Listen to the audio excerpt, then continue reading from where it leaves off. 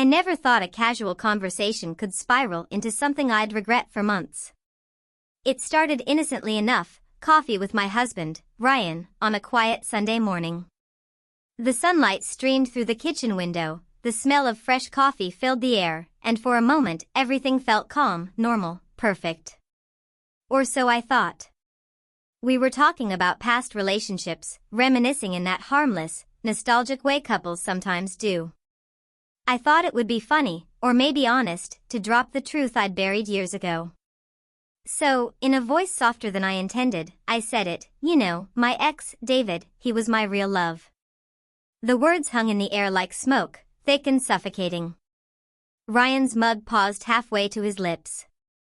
His hand trembled slightly, just a subtle shake, but I noticed.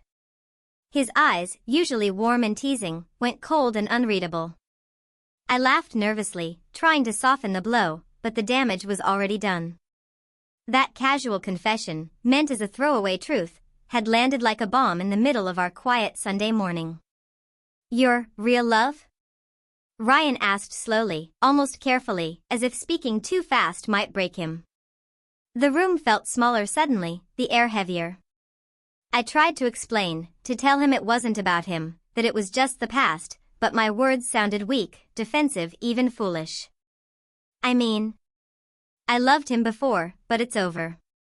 I love you now, I added, hoping my tone would convince him, but I could see the doubt creeping into his eyes. He didn't shout.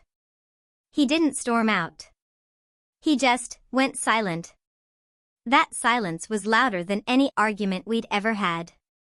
We sat there, sipping our coffee, and I realized he wasn't angry, he was processing, recalculating, withdrawing. And somewhere in that quiet, I sensed a subtle shift, the kind you notice too late. Over the next few days, Ryan became distant. The casual touches, the shared jokes, the comfortable familiarity, everything was replaced with polite restraint. He didn't ask about my day, didn't tease me about my silly habits, and he didn't seem to care when I tried to initiate conversations. He was silent, almost cold, and I couldn't reach him. I tried. I texted him, called him, suggested we talk, planned small gestures to bring back the warmth, but nothing worked. It was as if the moment I confessed, the love we had carefully built was fractured. And then I noticed it, the subtle signs that broke my heart faster than any fight could have. He started spending more time at work, leaving earlier, coming home later. He smiled less, laughed less, even around the kids. He stopped asking about my plans or dreams. And then, one evening, I caught him scrolling through his phone, his face softening as he read something that wasn't meant for me. I tried to look away, pretending I wasn't watching, but my stomach dropped. He wasn't angry anymore, he was already somewhere else. A week later, I realized he wasn't just distant, he had moved on in his mind, if not completely in his life. He started talking about projects, about friends he was meeting, about hobbies he wanted to pursue. He didn't confide in me anymore, didn't share anything personal. I saw him smiling at messages, laughing quietly at something on his phone when he thought I wasn't looking. And then it hit me, my words hadn't just hurt him, they had freed him. He was silent with me, but alive somewhere else, somewhere I wasn't part of. I confronted him one night, my voice shaky, trying to reach the warmth I once knew. Ryan, are you moving on from me? I asked, barely above a whisper. His silence was louder than any answer. Finally, he spoke, calm, firm, and almost gentle, I don't need to say it. You can see it in everything I do. And he walked past me, leaving me standing in the doorway, heart pounding, realizing that some truths, once spoken, change everything irreversibly. Days turned into weeks.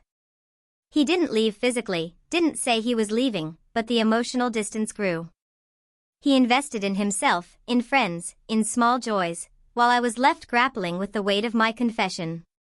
I thought honesty was supposed to strengthen relationships, but I learned the hard way, honesty can also expose cracks you didn't know existed.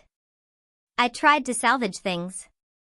I apologized for the confession, tried to explain it was in the past, tried to rekindle intimacy, but Ryan was no longer there in the same way.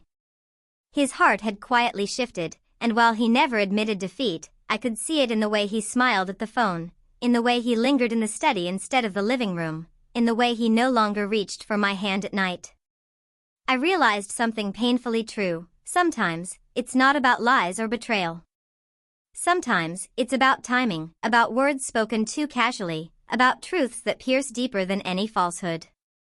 My confession wasn't a betrayal, it was honesty, but honesty has consequences. And in this case, the consequence was clear. He had already moved on, emotionally, silently, while I was left to face the aftermath. Now, months later, we coexist in the same house, sharing responsibilities, sharing smiles when necessary, sharing the kids, but the spark is gone. He's polite, considerate, even kind, but somewhere behind those eyes is a distance I can't reach. I've learned to live with it, to respect it, to accept that my real love confession didn't destroy him, but it shifted him. And that shift? It was permanent. Sometimes I wonder what it would have been like if I'd stayed silent, if I hadn't spoken. But then I remember that honesty is part of who I am, flawed as it may be. And maybe, just maybe, some truths are worth the heartbreak, even if the other person is already halfway moved on, silently, while you're left to catch up with your own regret.